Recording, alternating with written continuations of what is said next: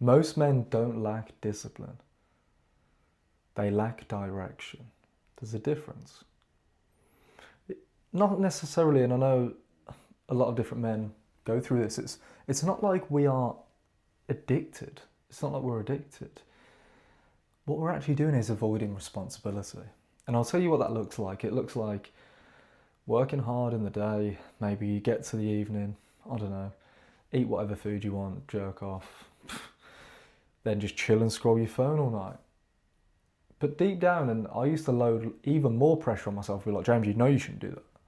But the truth was, I didn't really know what I should replace that with. What should I be doing there? And I'd just make myself feel even worse because I'd throw more pressure on myself and be like, oh, you should know better. You coach people. You're a nutritionist. You're a personal trainer. You should know better than this. But I didn't. Why didn't I know better, you might think? Why did I keep going into these cycles? I was simply avoiding facing responsibility and being honest with myself. So what's the pattern of most men? Now, this is through my years of coaching, my observations, and I'm talking about myself. I'm not necessarily saying it's everyone. I don't mean that, but most of us are disciplined, right? Most of us work hard. Working hard is not a problem, but we can slip into lust, can't we? Watch a bit of porn. We can eat some junk food. We can drink alcohol. We can sit on our phones like everyone else and doom scroll. And if the direction's not there, that avoidance just becomes, well, what the brain does, it will go, we need a hit, we need pleasure. So instead of focusing on purpose and what we were designed for, whatever that may be for you, the brain then will switch into pleasure, and that's when we get that dopamine hit. And we all know when you get that dopamine hit, your baseline then is less than before. And this is how addictions can be formed over time. We're choosing something that is certain. We're choosing to get that pleasure, that dopamine hit, over something that's uncertain, which is growth. Now, that doesn't necessarily mean that we're weak. It just means that we lack that purpose and direction. All through my 20s, I was in that cycle. That cycle where I felt like I added so much pressure on myself. And look, I worked hard. I seek the truth. I did move forward. But I could have moved a lot. Not that it's about speed, it's not. But I could have progressed quicker by simply telling myself the truth or searching and being more truthful about me. I was searching for the truth everywhere else. You know, trying to figure out all these things about life, and I was avoiding the responsibility of looking in the mirror. Being like, James, why are your finances like this? James, why do you care what that person thinks of you? James, why do you feel like you're not enough? James, why do you think it's okay to go out on the weekend and, escape and drink and do drugs? I hold my hands up. I did it for the best part of 10 years.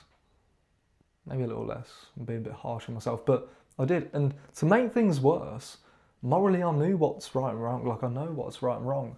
And I used to heap loads of pressure on myself then, because I just felt, man, James, you're not enough. You're not good enough. Look what you're doing. And you're trying to coach these people, look what you're doing behind closed doors. Now, this is me being transparent and honest. And the reason I'm saying this is simply because I was hiding from responsibility because I was afraid. I was afraid of what I'll find. I was afraid of looking at myself from an honest perspective, but it's the only thing that ever will grow you. We can't bury our heads in the sand and wish things will get better. It just doesn't happen like that. It happens with small changes. Just start with the truth about one thing. You don't have to fix everything all at once. Just start with one thing. Start with this. One daily non-negotiable habit. Not the gym. Not the gym. The gym, for you, it most likely is maintenance. If you've been going to the gym for a period of time, if it's not, great, get to the gym. But if you've been going to the gym for a period of time, it's maintenance action. you're doing the same thing. So pick one non-negotiable that builds your future or allows you to explore the truth about who you are. You can also replace scrolling or nighttime scrolling on your phone or any bad habits around that area and just replace it with a small block of anything that's going to build your future. Like that could be the substitute. There you go. It only takes remove one thing and replace it with something that is building your future. It's that simple. Your evenings determine your identity. So be careful what you're doing before you go into sleep, because you're then going to sort of marinate in your subconscious mind through the night. So what I like to do of an evening, obviously if you have any habits of maybe nighttime scrolling, any bad habits, remove them with a 30-minute block of something that it could be something you enjoy or something, it could be what we just said, it could be that thing that's building your future. But before you go to bed, get into a state of rest, however that is for you. For me, I spend time with God and it relaxes me. And then before I go into the next day, I look at it like this, and this is biblical, but it doesn't matter. But the point is, I sort of start that day from a place of rest. I'm rested. I've let the day sort of like be what it is. I've rested, I've aligned with who I am, and then going into that sleep, I can rest. And then when I start the day, I start from identity, not from, oh, why did I do that last night? Why did I scroll? What am I going to do today? How am I going to fix it? It shifts that perspective. And the final thing, peace comes from facing, not escaping. I learned that the hard way. So take responsibility and don't do everything all at once, but it could be looking at your finances. Okay, what am I avoiding anything there? It could be having a hard conversation with yourself. It could be the type of person you are, how you're leading your life. It could be your career. Is this what I want to do for the rest of my life? And that doesn't mean you have to go and quit your job, because I've done stupid things in my life and just walked out. First, it means, okay, if that's not what I want to do, you can keep the stability, but just think, what could I do over the weekend that leads me into becoming the man that I want to become? What this will do is it will make pleasure and peace, it will balance things out. And I'm not fully against pleasure, don't think that for 1 second, but I think when we constantly escape to it, it can be very detrimental to our own health.